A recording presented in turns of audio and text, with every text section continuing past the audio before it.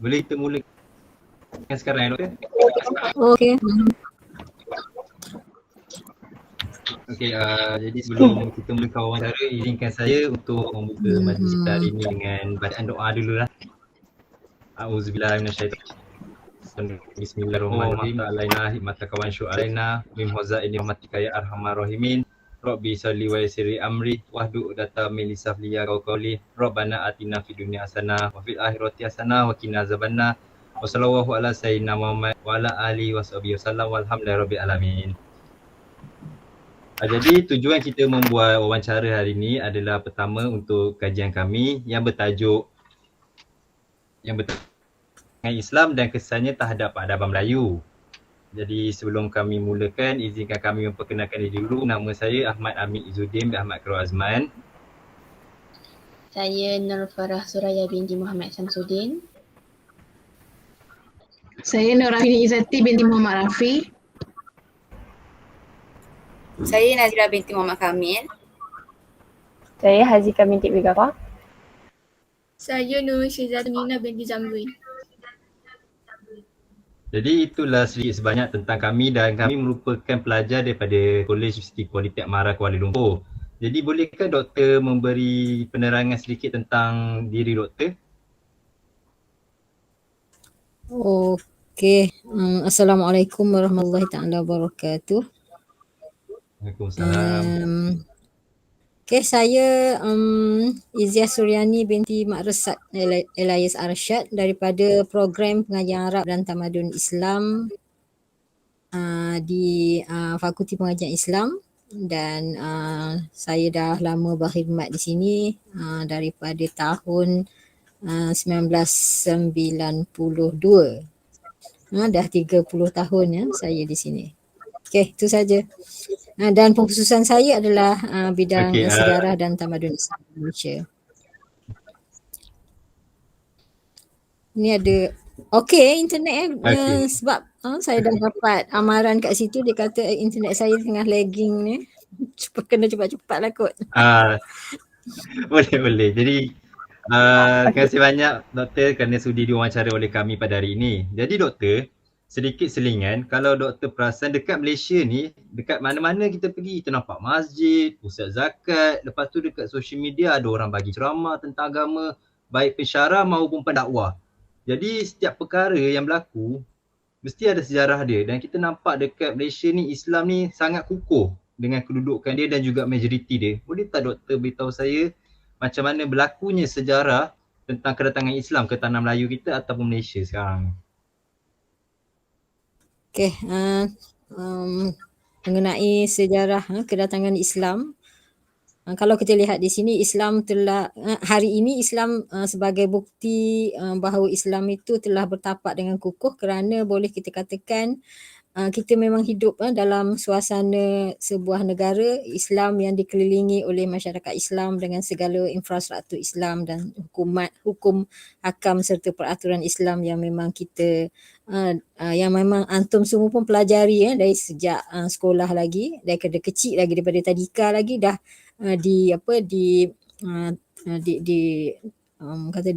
diterangkan ataupun dibiasakan dengan Islam.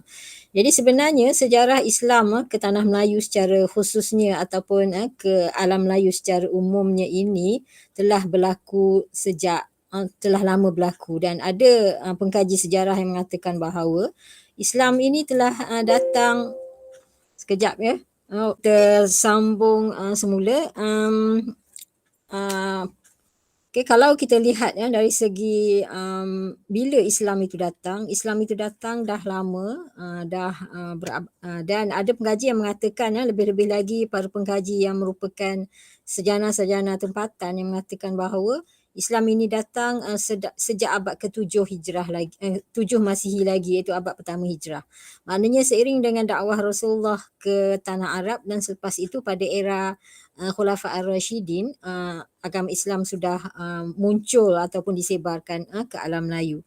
Jadi dan kemudiannya kita dapati kerana kalau tumpuan atau para pendakwah yang datang, sama ada terdiri daripada pendakwah yang memang datang semata-mata untuk berdakwah ataupun saudagar-saudagar Islam yang datang dan sambil mereka berdagang, mereka berdakwah. Tumpuan mereka untuk dakwah ini pada peringkat awalnya adalah para pemerintah yang membawa kepada pengislaman pemerintah-pemerintah awal di alam Melayu khususnya dan juga di semenanjung tanah Melayu.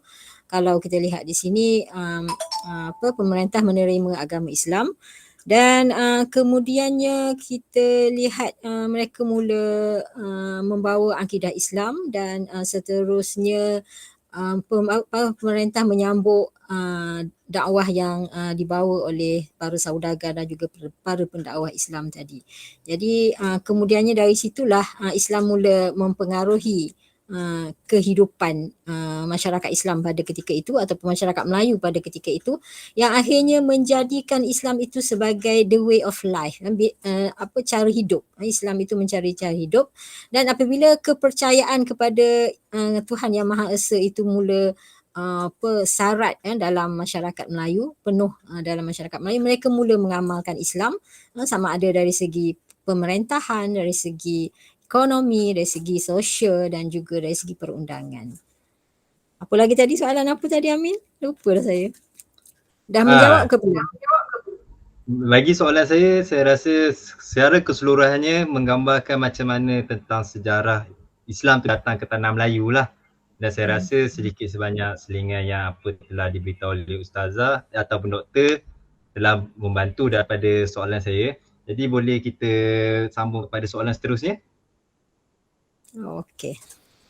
Okey, soalan seterusnya daripada saya. Rentetan daripada soalan pertama iaitu sejarah kedatangan Islam ke Tanah Melayu. Mesti ada sesuatu dekat Tanah Melayu yang menarik perhatian daripada kerajaan lain untuk menyebarkan Islam kat sini. Jadi saya nak maksudkan semua yang berlaku mesti ada sebab dia.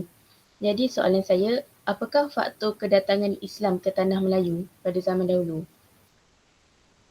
Okey. Terima kasih Nur Farah. Apa faktor kedatangan Islam ke Tanah Melayu? Kalau kamu melihat kepada peta, biasa pernah tengok peta semenanjung Tanah Melayu tak? Okey, kalau kita lihat di sini semenanjung Tanah Melayu khususnya dan alam Melayu ni merupakan laluan perdagangan. Laluan perdagangan dan juga ada hasil-hasil yang yang istimewa, contohnya rempah ratus lah, sama ada dihasilkan oleh Tanah Melayu sendiri ataupun didagangkan, diperdagangkan di pelabuhan-pelabuhan di Tanah Melayu.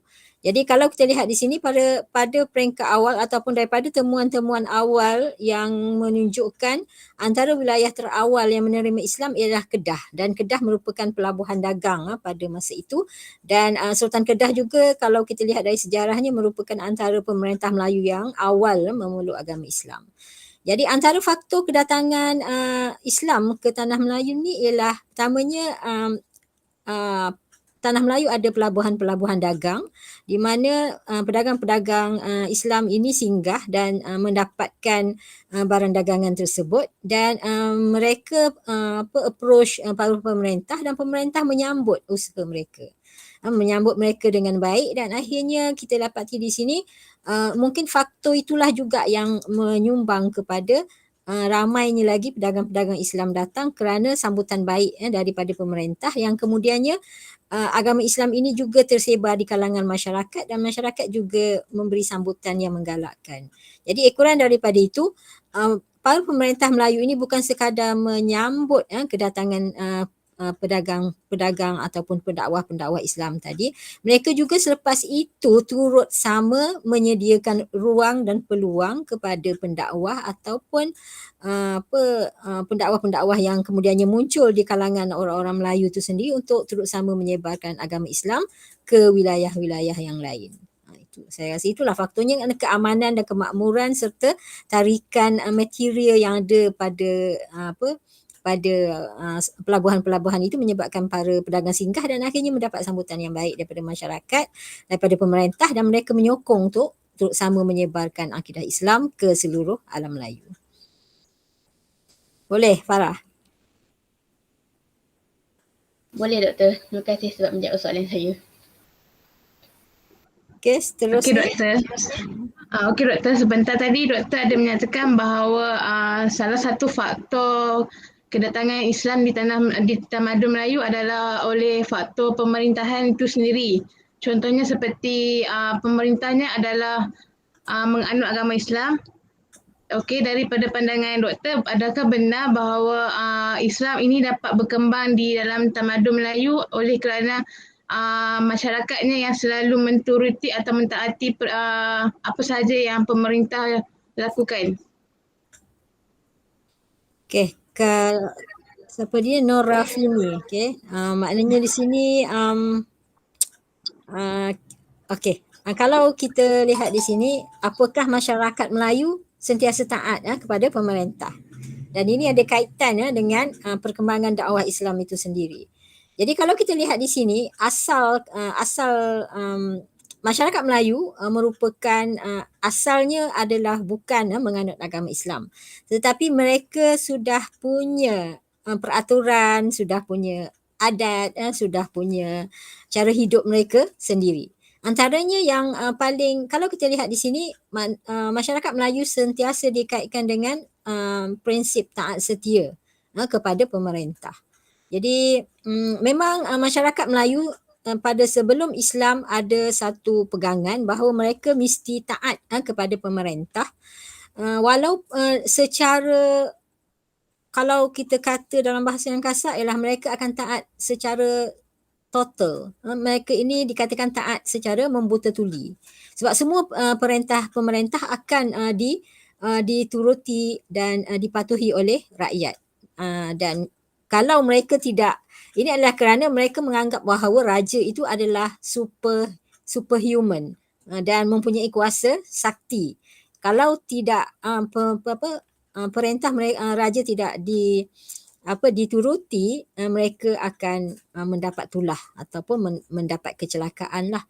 Jadi apabila agama Islam datang, di sinilah ada setengah pengkaji mengatakan apabila pemerintah itu memeluk agama Islam, maka seluruh rakyat jelata juga turut memeluk agama Islam.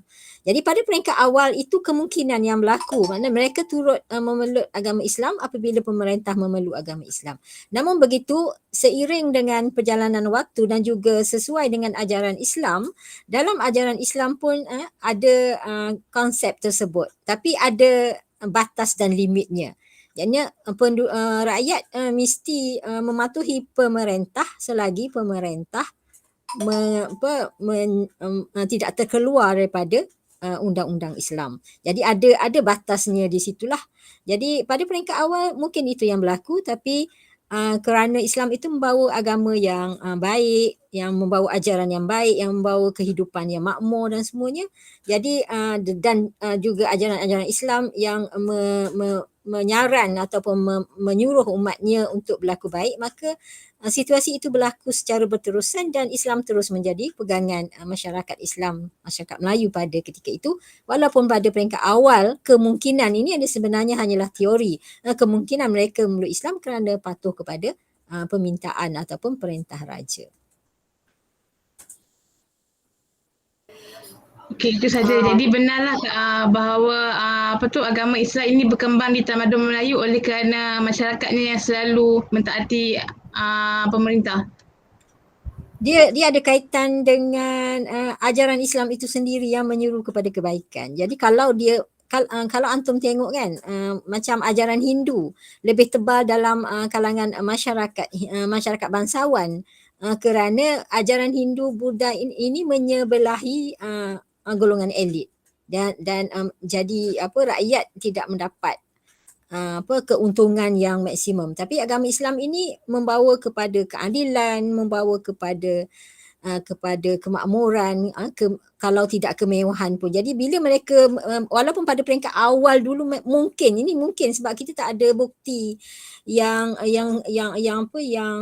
muktabar atau bukti yang berautoriti yang menunjukkan perkara tersebut. Ni hanyalah teori, tapi kemungkinan itu pada peringkat awalnya mereka mereka menerima Islam kerana perintah raja, tapi kerana kebaikan Islam itu mereka jadi rela dan seterusnya mempelajari ajaran Islam itu dengan untuk menjadi lebih sempurna. Okay, terima kasih Doktor. Sama. Untuk seterusnya, jadi kita dapat melihatlah macam mana cara-cara berkembangnya Islam ke tamadun Melayu. Pada pendapat saya, Islam juga dapat berkembang dan memberi pengaruh melalui faktor pendidikan. Untuk soalan saya, apakah pengaruh Islam dalam tamadun Melayu dan aspek pendidikan? Okey, kalau antum baca, siapa ni, Nazirah. Kalau kita melihat antum pun dah belajar sebenarnya mengenai tamadun Melayu, macam mana tamadun Melayu Islam itu terbentuk. Apabila Islam datang, Islam membawa akidah kepercayaan kepada Allah yang Maha Esa, dan juga bersama dengan Islam juga sebenarnya pendidikan Islam itu datang. Jadi ini adalah antara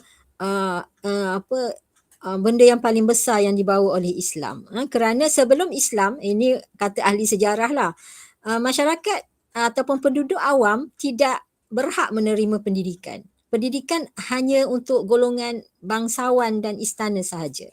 Namun begitu, apabila Islam datang, pendidikan adalah untuk semua orang. Sama ada rakyat biasa, orang miskin, orang kaya, raja ataupun siapa-siapa saja, dia berhak dan juga dia mesti mendapatkan pendidikan. Jadi dengan itu pendidikan merupakan perkara yang sangat besar yang dibawa oleh Islam, dan pendidikan yang datang ke alam Melayu ini yang dibawa oleh para pendakwah dan para ulama ini mulanya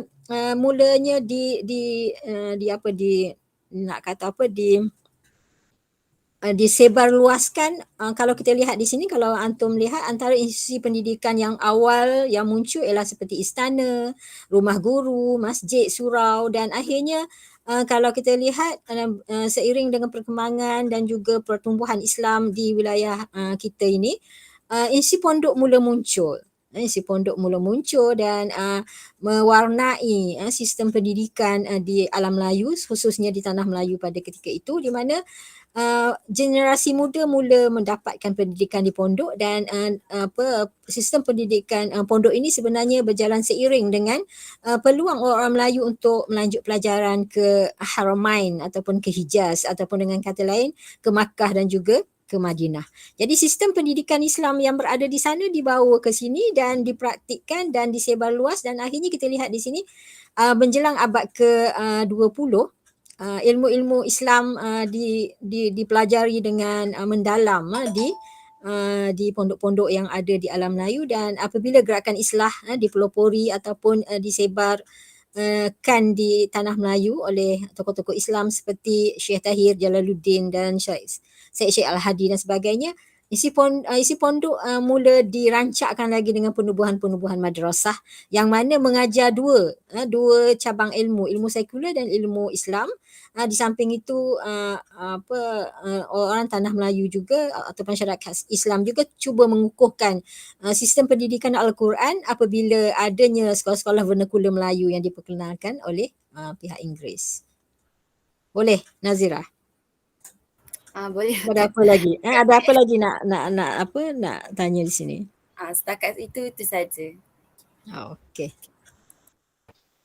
Saya nak bertanyakan soalan. So macam yang tadi Nazira punya soalan, daripada segi pendidikan dia masuk ke dalam tamadun Melayu jugalah, dia sebagai contoh juga Jamik. Tapi ada tak perbezaan dari segi peradaban kepada tamadun Melayu selepasnya kedatangan Islam dekat tamadun sendiri? Maksudnya ada tak perbezaan selepasnya kedatangan Islam, peradaban di tamadun Melayu ni berubah menjadi lebih baik? Okey, perubahan yang berlaku. Perubahan yang berlaku. Okey, kalau dilihat di sini, kalau kita nak melihat perubahan yang berlaku kepada masyarakat Melayu, sebab kita pun dari segi sebelum Islam, masyarakat Melayu dikatakan menganut agama Hindu-Buddha, yang mana ciri-ciri yang ada dalam ajaran agama tersebut turut sama dipraktikkan. Dan antaranya ialah perbezaan yang ketara antara golongan rakyat biasa dan juga golongan bangsawan ataupun golongan istana, di mana kalau kita lihat pada zaman tersebut, kehidupan manusia ni, masyarakat biasa atau masyarakat awam hanyalah untuk berbakti kepada pemerintah. Jadi dengan adanya, kalau kita lihat tinggalan-tinggalan zaman dahulu itu seperti sistem kerah dan sebagainya lah. Jadi apabila Islam datang, Islam sebenarnya memang membawa perubahan yang sangat besar ke dalam masyarakat ataupun kepada penduduk tanah Melayu. Antaranya kalau kita lihat yang paling jelas ialah perubahan dari segi akidah dan kepercayaan. Jadi akidah dan kepercayaan kepada Allah yang Maha Esa dan juga adanya rukun iman, adanya rukun Islam yang dianut oleh masyarakat Melayu pada ketika itu, yang mana seterusnya Islam adalah the way of life. Islam adalah cara hidup. Jadi ajaran Islam yang merangkumi contohnya dari segi politik dan pemerintahan, raja-rajanya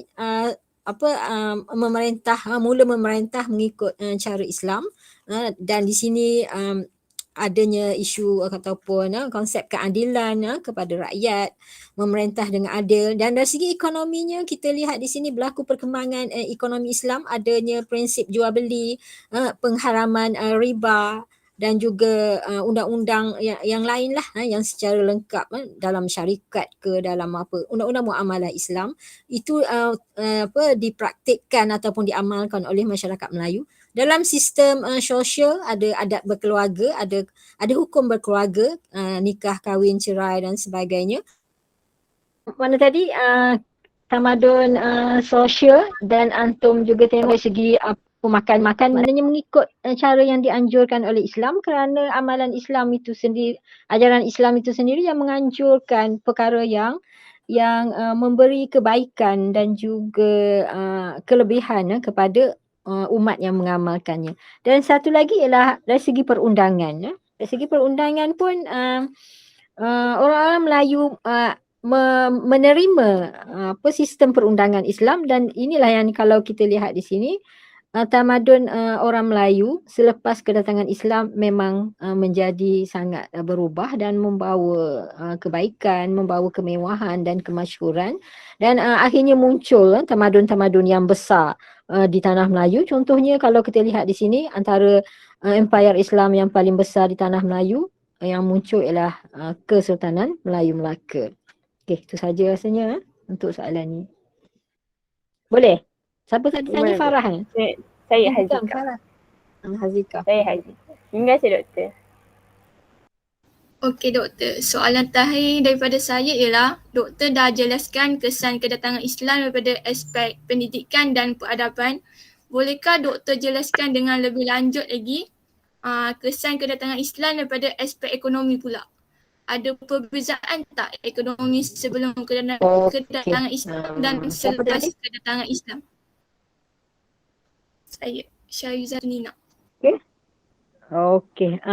Dari segi ekonomi, kalau kita lihat di sini, pada peringkat awal dulu kita dah tengok antara tarikan ekonomi lah para pendakwah dan pedagang mula singgah di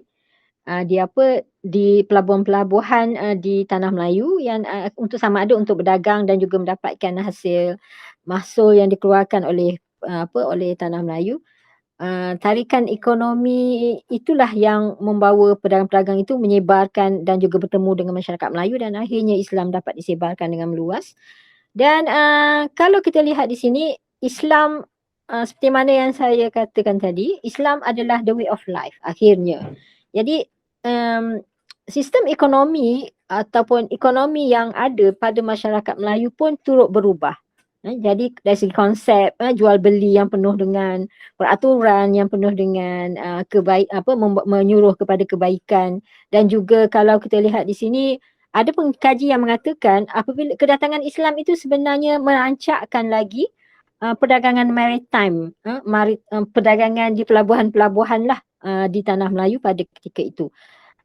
Antaranya ialah kerana peraturan yang dibawa oleh Islam itu membolehkan perdagangan dijalankan dengan lancar, kerana kita ada sistem Al-Hisbah yang kalau dalam Kesultanan Melaka ada Syah Bandar yang memantau perjalanan perdagangan di pelabuhan-pelabuhan dengan peraturan-peraturan yang diambil dari Islam, antaranya seperti adanya sistem keuangan, ada mata wang yang diukir dengan nama-nama pemerintah, dan juga kalau kita lihat di sini, nak buat duit tu pun dia ada piawai dia ada berat yang diseragamkan, dan Islam juga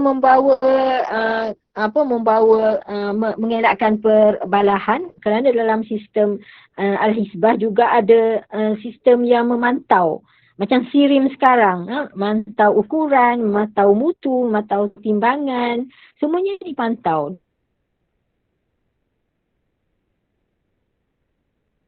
Dan itu membawa kepada kemakmuran, mengelakkan perbalahan antara pedagang-pedagang yang munasabah. Dia ada antaranya kalau kita lihat sini ialah antara yang dikenakan ialah cukai yang dengan kadar yang sangat minimum, yang dipersetujui oleh semua orang, dan juga kita punya sistem zakat yang dipraktikkan, contohnya zakat perdagangan dan juga zakat perniagaan, zakat harta, yang mana dipraktikkan dan membawa kepada perkembangan ekonomi yang bagus. Kerana dalam sistem zakat itu sendiri ada konsep ta'awun dan pembersihan harta yang membolehkan masyarakat saling bersatu, saling sokong menyokong untuk hidup, untuk kehidupan yang lebih baik. Okey. Saya pun tak berani nak buka kamera. Nantikan lagging lagi. Okey. Terima kasih Ada doktor lagi? menjawab soalan saya. Saya rasa kita pun dah sampai kepada penghujung soalan, dan alhamdulillah segala soalan yang ingin bertanya sudah pun ditanyakan. Tidak lupa juga ribuan terima kasih kepada Dr. Iziah daripada UKM kerana sudi menerima untuk wawancara pada hari ini.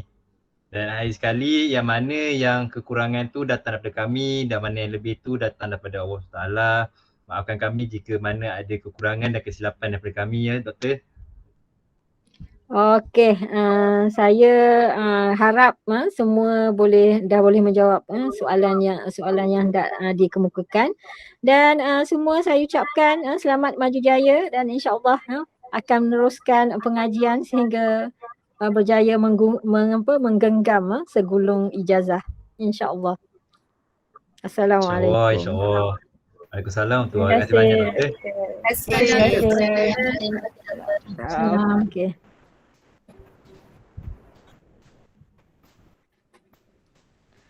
Okey, itu saja. Ada yang nak ambil gambar ke? Ambil gambar sebagai lampiran. Korang tu? Ada lah lecturer nak gambar. Dah siap dah. Okey. Okey dah. Itu saja Doktor. Okey, insya-Allah jumpa lagi. Terima kasih banyak Doktor.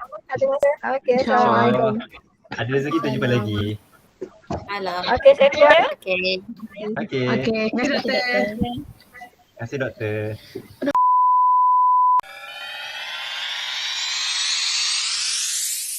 Assalamualaikum. Ada wawancara kita pada hari ini. Jadi sebelum kami mulakan wawancara pada hari ini, izinkan saya untuk membaca doa membuka majlis. Auzubillahi minasyaitonirrajim. Bismillahirrahmanirrahim. Allahumma ta'alaina hikmataka wa ansyur alaina min khazaini rahmatika ya arhamar rahimin. Rabbi syrli wa yassirli amri wahdul 'uqdatam min lisani yafqahu qawli. Rabbana atina fid dunya hasanah wa fil akhirati hasanah wa qina azabannar. Wa sallallahu ala sayyidina Muhammad wa ala alihi washabbihi wasallam walhamdulillahi rabbil alamin. Assalamualaikum. Pertama sekali, kami merupakan pelajar daripada Kolej Universiti Politek Mara, Kuala Lumpur. Dan wawancara kami pada hari ini adalah bertajuk Sejarah Kedatangan Islam dan Kesannya Terhadap Peradaban Melayu. Jadi sebelum kami mulakan wawancara kami, izinkan kami untuk memperkenalkan diri dahulu. Nama saya Ahmad Amin Izzuddin bin Ahmad Khairul Azman. Saya Nur Farah Suraya binti Muhammad Samsudin. Saya Nur Rafini Izzati binti Muhammad Rafi.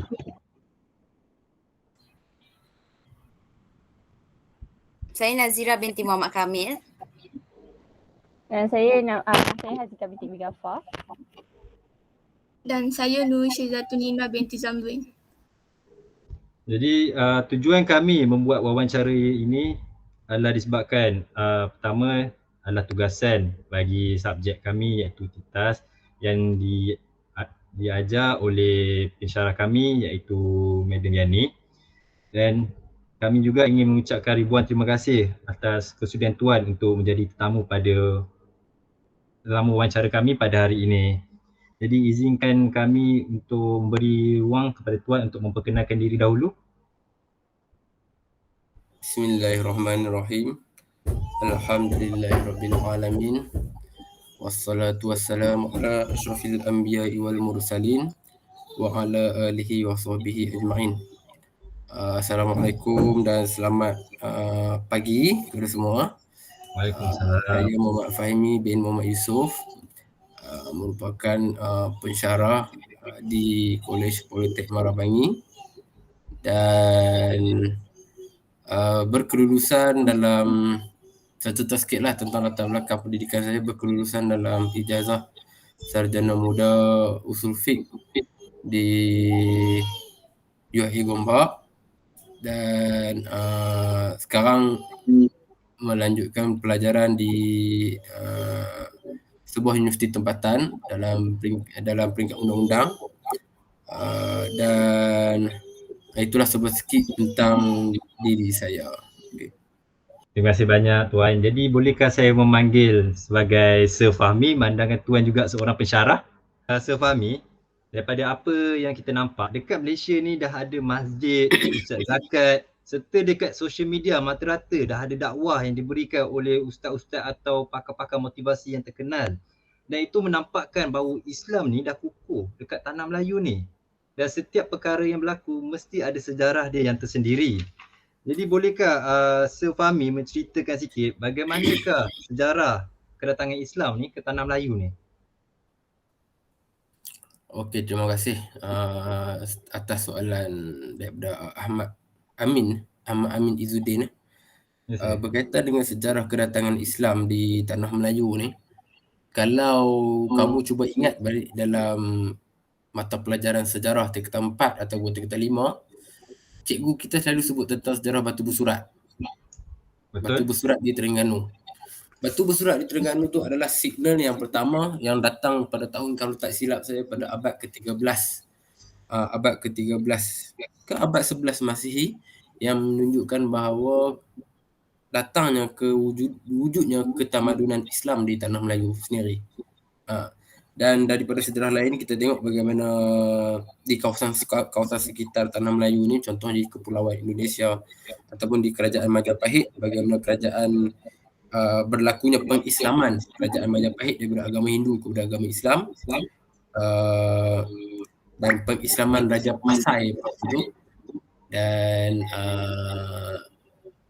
secara logik ataupun secara rasminya, Batu Bersurat itulah yang dikatakan pada hujung 11 Masihi, penghujung abad 11 Masihi kalau tak silap. Batu Bersurat itulah memberi bukti bahawa itu adalah sejarah kedatangan Islam bertapak di tanah Melayu. Itu sejarah yang pertama. Kan nak tambah sejarah yang lain? Kalau ada maklumat tambahan. Lepas tu itulah sejarah yang secara rasminya yang dibuktikan. Kalau secara tak rasminya, banyaklah daripada macam kisah sahabat-sahabat Nabi yang Nabi utuskan, ataupun sahabat-sahabat utuskan kepada sahabat-sahabat yang lain supaya teruskan dakwah ke satu dunia.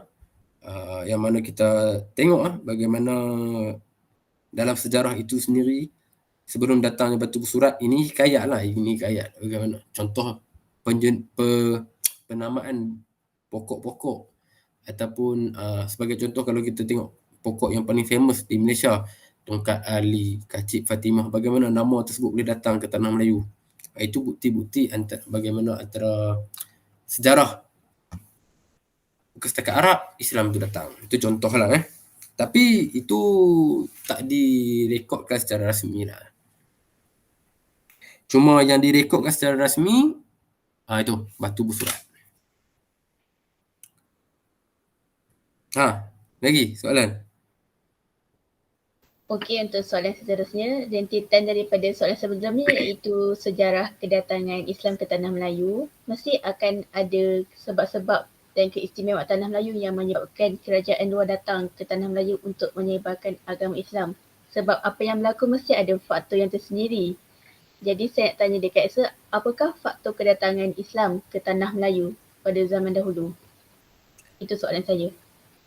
Secara rasmi, faktor kedatangan Islam di tanah Melayu semua mengetahui yang pertama adalah faktor perdagangan. Untuk expand business yang mana pada waktu itu negara Islam sendiri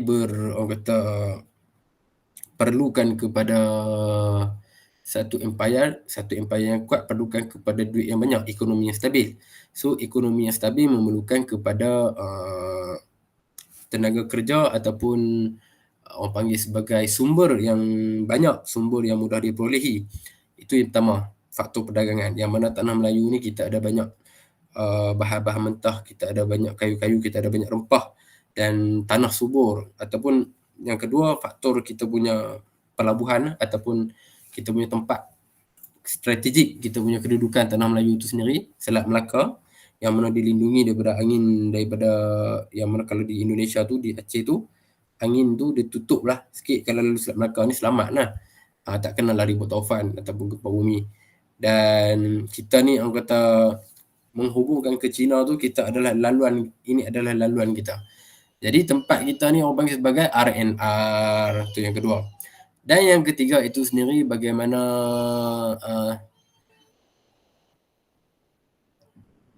atas alasan dakwah yang digunakan oleh pedagang-pedagang Arab datang ke tanah Melayu.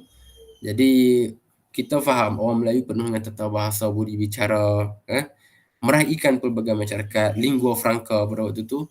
Kita menerima ataupun kita welcoming siapa yang datang. Berdatang yang baik, kita layan cara baik. Datang yang jahat, kita layan cara jahat. Macam itulah bagaimana orang Arab datang ke tanah Melayu.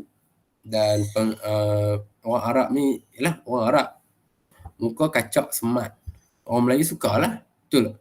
Lepas tu dia pun datang jumpa Sultan semua ni. Jumpa Sultan, lepas tu dakwah kepada Sultan, masuk Islam. Lepas tu Sultan pun bagi tanah lah, bagi kedudukan sikit. Lepas tu dan bila dah Sultan pun masuk Islam, rakyat pun follow. Yang mana kita ni berpegang kepada konsep feudal pada waktu tu cukup kuat. Kalau kata kita menganggap Sultan ni sebagai bayangan Tuhan ataupun anak Tuhan. Jadi apa Sultan buat, kita follow sebagai rakyat pada waktu tu. Jadi ini pun memudahkan, secara tak langsung memudahkan dakwah Islam tu berjalan dengan mudah tanpa perlu menitiskan darah ataupun melakukan peperangan. Itu sembusnya kat situ. Dan memang orang Melayu tak suka perang. Orang Melayu tak suka perang. Tapi kalau kata dicabar, memang kita bangsa yang kecil-kecil cili api lah. Kecil-kecil cili api yang cukup kuat, tapi kita punya peperangan kita, perang yang cukup halus, perang yang cukup solid. Macam mana kita tengok contoh macam silat lah. Ataupun tak payah silat lah, kita tengok dalam dulu ada satu hukuman.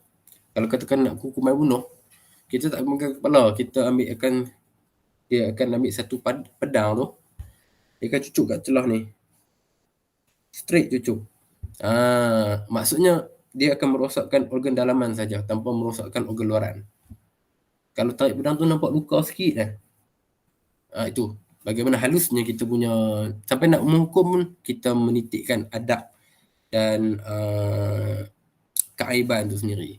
Itu faktor dari segi kita punya, saya pun tak tahu, itu faktor dari segi kita punya karakteristik orang Melayu kita. Yang mana sebelum kedatangan Islam kita memang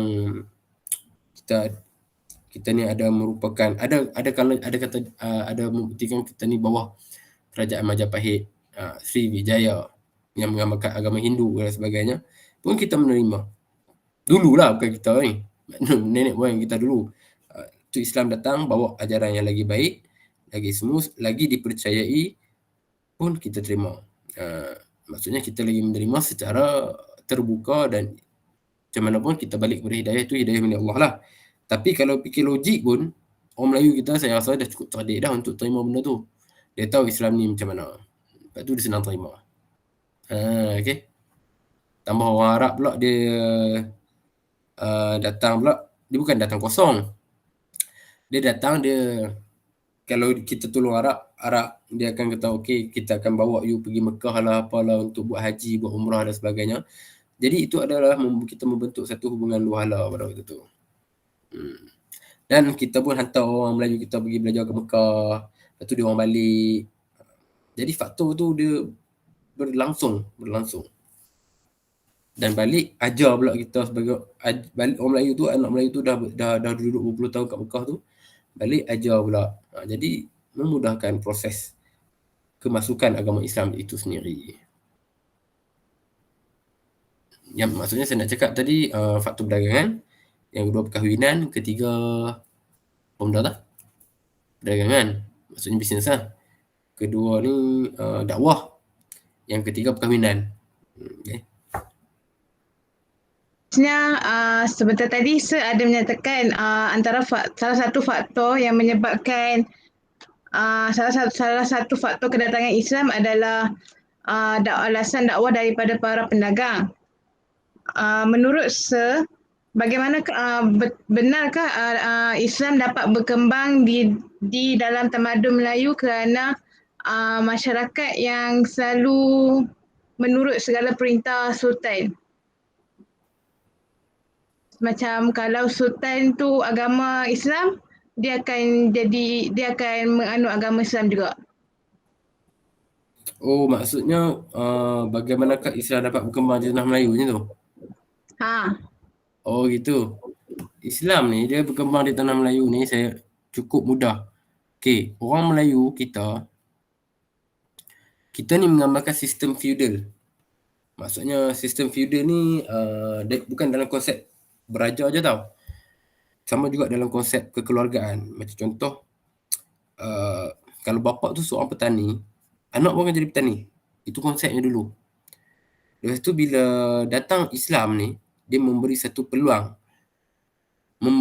Memberi satu peluang ni, maksud saya, orang sekeliling akan melihat, oh, Islam ni bukan setakat bawa agama, tetapi dia bawa satu pencerahan, keupayaan yang lagi meluas kepada rakyat, kepada manusia.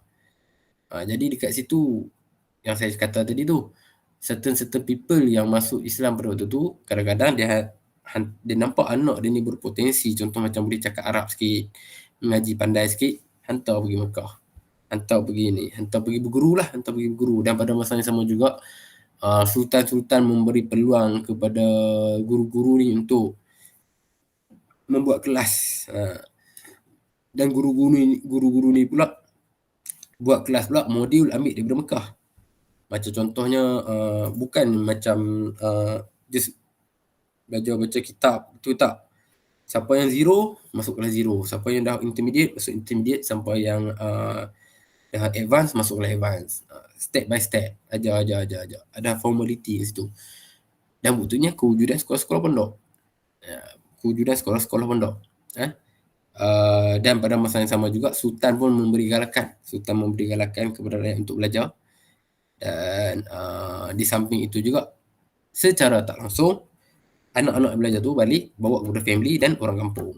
Berkembang. Jadi dia orang faham tentang memahami dan menghayati betul konsep fardu ain dan fardu kifayah dalam kehidupan. That's why even kalau ada katakan banyak halangan yang berlaku, kita dengar macam sejarah kan, itu normal. Sebab nak berjaya mesti kena ada halangan. Bila macam mana dia orang kuat, motivasi dia orang kuat, sebab dia orang memahami betul tentang fardu kifayah, tentang fardu ain.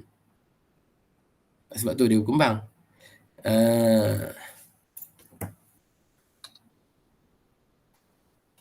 Dan seterusnya, selain daripada tu, faktor Islam tu sendirilah kewujudan agama yang benar, agama yang selari dengan kita punya kehendak kemanusiaan. Macam contoh, dulu kat tanah Melayu ni ada bisnes ceti. Ceti ni geng mamak, geng India. Dia orang ni pegang ceti. So Pak Arab datang di counter sistem ceti ni. Pak Arab datang bukan datang kosong, dia orang datang bawa harta. Jadi dia orang buat satu sistem yang baru. Maksudnya kalau pinjam yang tidak ada bunga. Kalau kata buat perjanjian perjanjian yang macam tak berat sebelah. Macam contohlah, pinjam. Dah kali tak boleh nak bayar nak bayar macam mana? Saya ambil lah tanah tuan sikit, ataupun tuan bayarlah nanti, tapi tuan kena bayar. Orang Melayu kita memang secara nature, orang Melayu kita memang akan bayar hutang. Cumanya dijerat oleh sistem yang tidak munasabah tu, yang tak suka tu. Jadi Arab ni dia datang dengan akhlak dia, dengan lemah lembutnya, jadi orang lagi suka lah. Sampai orang offer anak lagi. Itu faktor-faktor perkembangan di tanah Melayu. Dan berkembang.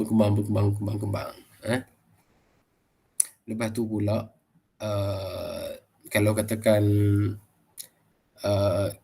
kehidupan orang Melayu kita pada zaman dulu kan jadi merantau sini. So dia bawa Islam tu.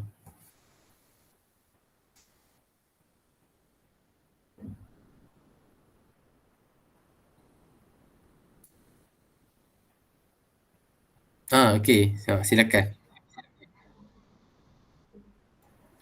Sorry sebab ada gangguan internet. Okay. Saya pula nak tanya, macam tadi sekata bila Islam tak ada datang satu dah lupus, kiranya tak ada riba. Kalau dari segi pendidikan, ada tak perbezaannya? Untuk soalan saya pula, ada Melayu dalam aspek pendidikan. Macam mana? Tak, sangkut. Oh, sorry. Okay. Okay. Macam sekata tadi, bila Islam dah tahap cantik, dah lupus, kiranya tak ada riba. Kalau dari segi pendidikan, ada tak perbezaannya? So, untuk soalan saya, apakah pengaruh Islam terhadap tamadun Melayu dalam aspek pendidikan? Maksudnya pada zaman sekarang ke pada zaman dulu? Dulu sampai sekarang. Okey, apa yang ada perbezaan dia? Kalau dulu kita menggunakan Arab ataupun ulama-ulama menggunakan masjid, istana, dan masjid dah full, yang buat pondok di keliling masjid, dan pondok dah full, kapasiti dah full, dia buat madrasah, dan madrasah tu pun wakaf daripada orang-orang Melayu kita sendiri. Dan daripada madrasah tu jadilah sekolah yang mana kadang-kadang okey, lepas tu apa kat mana dah madrasah, lepas madrasah bila masuk tahun 1924 tu kerajaan ambil tanah-tanah madrasah ni jadikan sebagai sekolah kerajaan, jadi sekolah agama, sekolah menengah kebangsaan agama. Sebagai contoh, kalau kamu tengok di Kisas, contoh tanah di Kisas, di macam-macam lah, banyak sekolah agama yang diambil oleh kerajaan dan di-upgrade. Dan kan kebangsaan pun perkara 138 kalau tak silap mewajibkan sekolah-sekolah rendah dan sekolah menengah di Malaysia ni meletakkan pengamalan mazhab Syafi'i. Maksudnya cikgu-cikgu ni kena ajar mazhab Syafi'i, tak boleh ajar mazhab lain. Kalau masuk U baru boleh. Maksudnya kat sini bagaimana dia menekankan konsep. Kat situ dia memberi satu signal lah bahawa okey, kita memang solid dah. Kita memang solid pegang mazhab Syafi'i dalam kita punya negara. Sebab dia kata apa? Sebab apa Kementerian Pendidikan dia pegang mazhab Syafi'i sebagai silibus kan? Dia kata sejarah dulu, orang dulu maksudnya orang Melayu dulu datang Mekah, daripada Madinah datang tanah Melayu ni, dia bawa mazhab Syafi'i. Dan mazhab Syafi'i ini mudah diterima ataupun senang masuk, ataupun kita cakap kita cakap macam fleksibel dengan kawasan Asia Tenggara ni. Malaysia, Brunei, Singapura, Indonesia. Kalau Kalau macam tu kan macam saya kata dari segi pelajaran dari madrasah kerajaan ambil jadikan dia sekolah tu kan. Tapi ada tak juga dia sentuh Islam ni sentuh daripada aspek peradaban. Kiranya tamadun Melayu ni dia daripada dulu sebelum kedatangan Islam kepada tamadun Melayu ni ada tak perbezaan dia dalam aspek peradaban macam pergaulan ke apa ke ada tak? Okey, kita peradaban kita ada peradaban Melayu dan kita pun banyak terpengaruh dengan peradaban daripada dunia-dunia Islam yang lain lah. Contoh ni. Ni asal dia Turki. Ni asal daripada Turki bawa ke Indonesia. Turki, India bawa Indonesia, Indonesia bawa tanah Melayu. Songkok. Tu tudung kamu pakai daripada Arab. Orang Melayu pakai pelekat ke batik dulu tutup. Itu contoh-contoh peradaban ataupun kamu tengok kamu punya rumah macam mana sekarang, sofa. Orang Melayu mana pakai sofa, semua kukutan. Sekarang pakai sofa lah, apa kapet ambil daripada mana? Kapet daripada ambil Pakistan, Arab dan sebagainya kan. Dulu pakai tikam kuang. Itu contoh-contoh peradaban lah yang mana dia memberi kepada kemewahan ataupun laksari lah dalam kita punya kehidupan. Yang mana dia tidak membataskan dan tidak memberi satu melanggar syariat itu sendiri. Dan itu dari segi fashion. Manakala dari segi peradaban yang lain macam contoh sistem perdagangan kapalan. Kita banyak ambil daripada Turki punya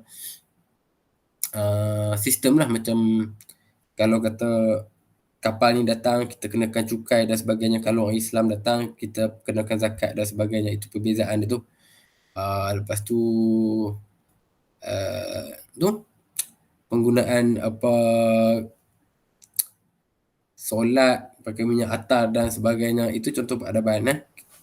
Dari segi kubah masjid kita tengok, kalau dulu yang betul-betul Melayu kita pakai atap nipah tu kan. Sekarang dah ada kubah. Itu peradaban lah tu. Contoh peradaban. Jadi maksudnya budaya dan cara hidup selepas kedatangan Islam terus berubah lah. Berubah positif. Berubah menjadi positif dan membangunkan lagi tamadun Melayu lah kiranya. Ya. Daripada yang pakai kain batik dan pelekat, dia dah nampak profession. Faham. Ni dari Turki bukan daripada Mak Saleh sebenarnya kod ni. Okey. Sejarah dia. Lepas tu ada soalan terakhir daripada saya. Dah terangkan kesan kedatangan Islam daripada aspek peradaban dan pendidikan. Boleh tak terangkan dengan lebih lanjut lagi daripada aspek ekonomi pula? Kesan tamadun Islam dalam ekonomi. Okey. Yang pertama dalam sistem ekonomi kita tengok bagaimana kewujudan ekonomi yang berlandaskan kepada syariat. Maksudnya dulu ekonomi kita based on kepada, kalau dalam sejarah kita based on kepada macam sistem barter ataupun kita ikut redha-meredai. Tapi bila Islam datang bawa Quran, ada guideline yang berlaku, so kita follow benda ni, kita ikut. Maksudnya kita buat benda ni, kita ada undang-undang yang kita pakai, Quran. Daripada sistem ceti kita buang, kita pakai sistem kewangan macam biasa. Daripada sistem penindasan riba ataupun mencuri, dulu kalau kata contoh mencuri, kita tak tahu nak hukum macam mana, kita pakai denda. Lepas tu dah tarah, okey kalau mencuri sekian-sekian ini hukuman. Lepas tu daripada sistem ekonomi. Lepas tu bagaimana dari segi taktikal yang kita kerjasama di antara kita dengan negara-negara yang lain, adab dan sopan santun, keadilan, etik yang kita bawa, itu menyebabkan negara-negara luar terpaut ataupun negara-negara luar macam ada trust dengan kita. The green trust datang, semua nak berdagang kat sini. Sebab sekarang ni kan macam ekonomi sekarang perbankan dah ada perbankan Islam. So dia dah lagi berkembang lagi, dia dah lagi berterus kat Islam lah. Betul. Faham? So bila ada ekonomi Islam tu dia sebenarnya ekonomi Islam ni dia tujuannya memanglah kita nak clear kan dari segi hukum tu yang pertama. Yang kedua, kita nak bawa satu benda yang telus. Bila ada trust, baru orang nak percaya. Orang percaya kita, baru dia datang. Kalau orang tak percaya, dia tak datang. Macam tu lah konsep dah. Pakai songkok tunggang agama, orang tak datang. Gitu. Tapi kalau kata dia tak pakai songkok, tapi dia bagus, orang percaya kat dia. Macam tu lah. Itu sebenarnya Islam nak bawa tu. Yang mana daripada ada iman, ada trust, lepas tu baru kita practical. Yang mana practicality tu dia tak langgar boundaries syariah tu. Jadi saya rasa soalan-soalan yang kami nak bertanyakan dah sampai kepada penghujung ya.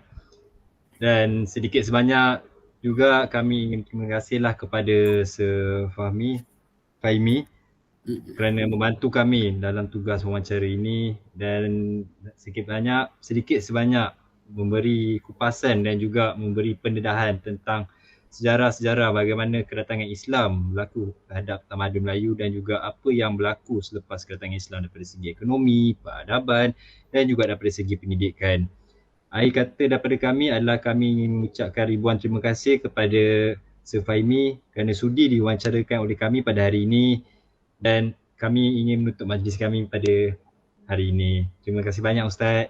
Saya pun nak cakap terima kasih sebab sudi jemput saya dan minta maaf segala keburukan dari pihak saya dan kebaikan tu daripada Allah Ta'ala. Dan sekian. Assalamualaikum. Kita jumpa lagi. InsyaAllah. Assalamualaikum. Terima kasih, Sir. Terima kasih, Sir. Terima kasih, Sir.